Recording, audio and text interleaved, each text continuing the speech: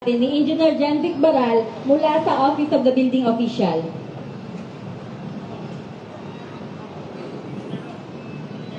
Itaas po natin ang ating kanang kamay at sumunod sa akin. Panunumpa ng lingkod bayan. Ako ay isang lingkod bayan. Pangangalagaan ko ang tiwalang ipagkaloob ng mamamayan. Maglilingkod ako ng may malasakit, katapatan, at kausayan ng walang kinikilingan. Magiging mabuting halimbawa ako at magbibigay ng pag-asa at inspirasyon sa aking kapwa lingkod bayan. Lilinangin ko ang aking sariling kakayahan upang sa lahat ng panahon na mapaglingkuran ko ng buong kahusayan ang sambayanan. Hindi ako makikibahagi sa mga katiwalian sa pamahalaan. Pipigilan at isisiwalat ko ito. Sa pamamagitan ng tama at angkop na pamamaraan, isasabuhay ko ang isang lingkod bayang makadiyos, makatao, makakalikasan, at makabansa. Tutugon ako sa mga hamon ng makabagong panahon tungo sa adhikain ng matatag, maginhawa, at panatag na buhay. Sa mga tungkulin at hangaring ito, kasihayan nawa ko ng may kapal.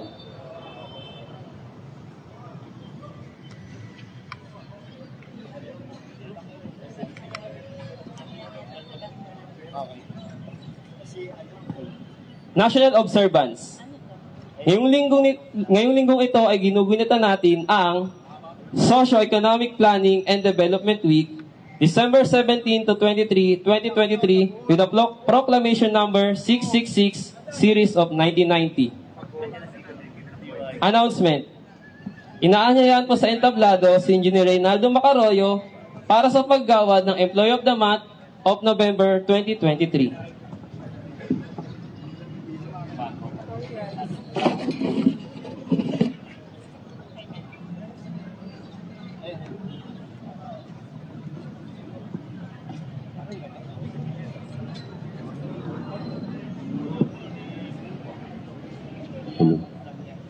Good morning, everyone. Today we will announce Ranilo L. Cruz, Water Management Maintenance, Jerry Lito B. Dogoy, Drainage Maintenance, Aldrin C. Mateo, Road Maintenance, Sammy L. Del Barrio, Flood Control, Operation, Maintenance Section.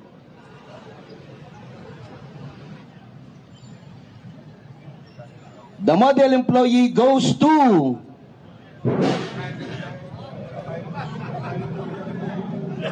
the model employee for the month of October, Engineering Department, through the effort of Arta Geronimo, Sammy L. Del Barrio.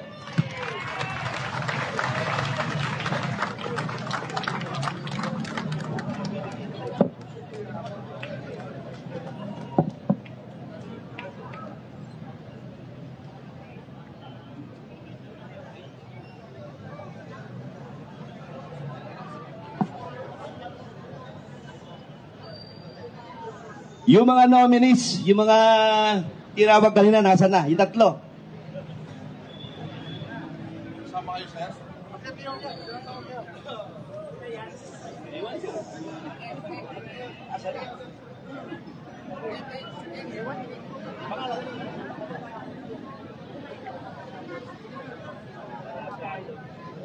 Sino? Wala. Jerelito B. Dagoy, Drainage Maintenance Section, General Maintenance.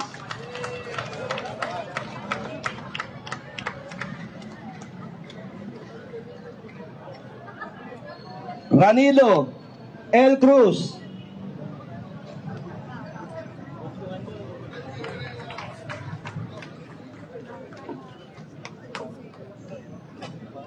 Aldrin C. Mateo, Road Maintenance Section, Thermoplastic Section, General Maintenance Division.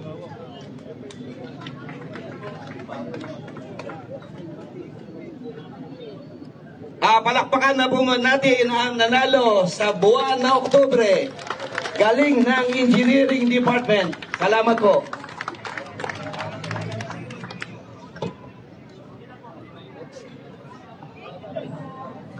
Ako na.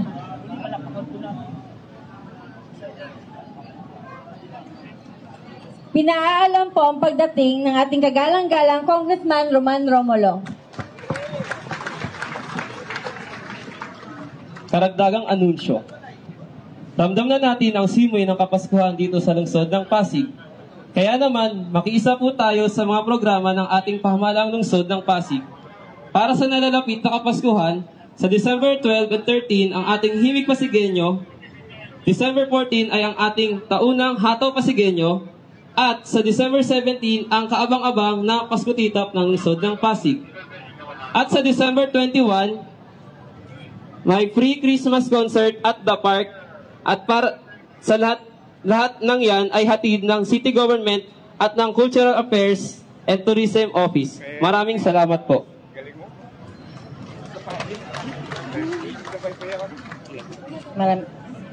Maraming salamat po sa mga departamento na nangasiwa sa maikling programa sa umagang ito. Mula sa Office of the Building Official and City Transportation and Development Management Office, ako po si Engineer Cherry Damiao mula sa Office of the Building Official. At ako naman po si Engineer Janwick B. Baral mula sa Office of the Building Official. Kami ang mga naging guro sa palatuntunan ngayong umaga. Maraming salamat po. At ngayon, pakinggan po natin ang mensahe ng ating punong lungsod ng Pasig. Mga kasama, palakpakan po natin Mayor Vico Soto.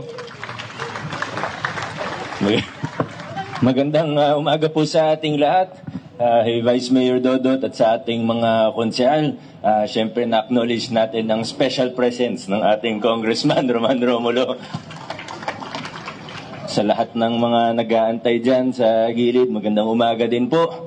Merry Christmas po sa ating lahat. Malapit na ang Kapaskuhan. Ramdam na natin ang diwa ng Pasko. Pati sa iba't ibang mga activities na ang daming ganap, sa susunod na linggo, yung Pasko Titap natin, gaya nung nabanggit, medyo iniba natin yung rota this year.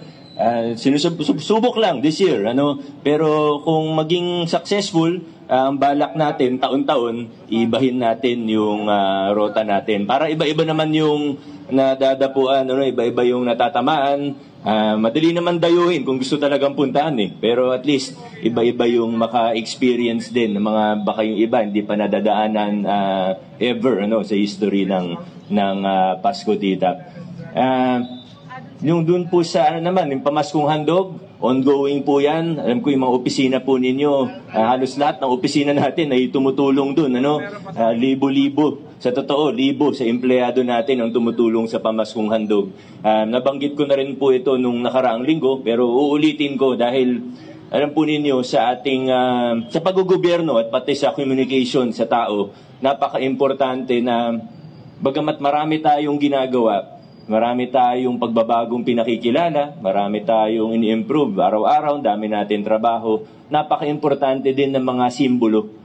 Simbolo sa pagbabago, simbolo dun sa estilo ng paggugobyerno natin. At isa po sa simbolo na yan na talagang tinatangkilik at talagang taon-taon hinahanap ng mga tao ay yung pamaskong handog natin. Alam niyo naman po yan.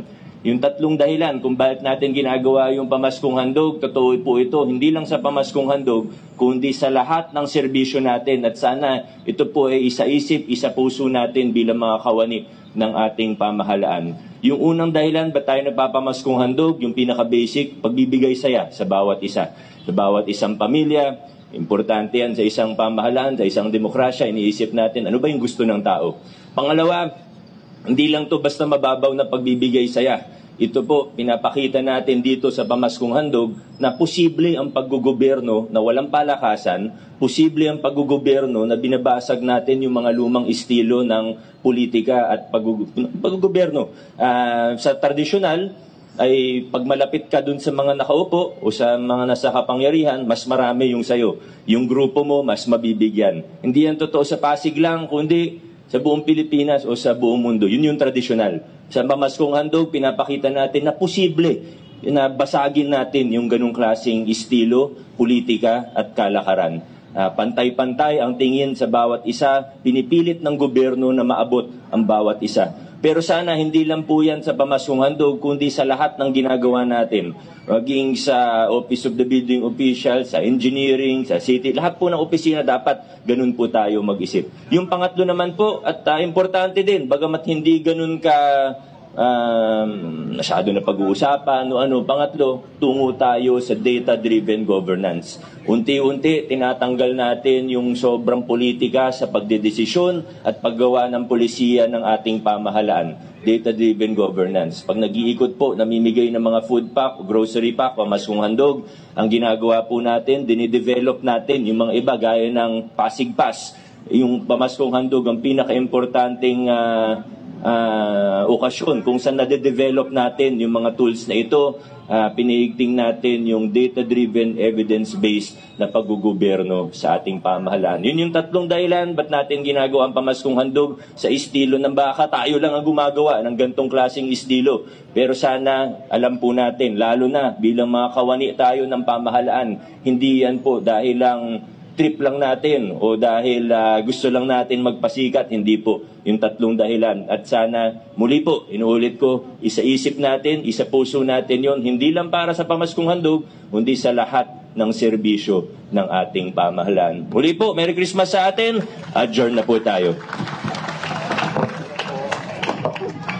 Pasigenyo, magandang araw. Katatapos lamang ng flag raising ceremony na ginanap dito sa Pasig City Quadrangle ngayong araw ng Lunes. Maliban sa mga anunsyo sa mga magaganap na programa at aktibidad ngayong buwan na ito, ay binanggit din at ipinakilala din ang mga employees of the month para sa engineering department para sa buwan ng Oktubre. Samantalang binanggit ng alkalde ang kaugnay sa pamaskong handog at ang ilang pang mga dahilan kung bakit nga ito isinasagawa. Tatlong dahilan ang kanyang ibinigay. Anya, ang pamaskong handog na tuloy-tuloy pa din ay dahil sa pagbibigay ng saya sa mga Pasigenyo. Nais din niyang basagin ang lumang kalakaran at maabot ang bawat isang Pasigenyo at karagdagan pa ay ang data-driven governance. Binanggit kanina sa anunsyo na ang magiging Pasko Titap ay gaganapin sa December 17 kung saan naabangan ng mga Pasigenyo ng mamamayan ng Pasig ang ibang estilo ngayon at ito ay dahil iikot na ito sa panibagong mga rota. At yan muna ang ating mga balita sa oras na ito. Mula dito sa Pasig City Quadrangle, ako si Luan Peñano para sa latest ng iNews Pasig.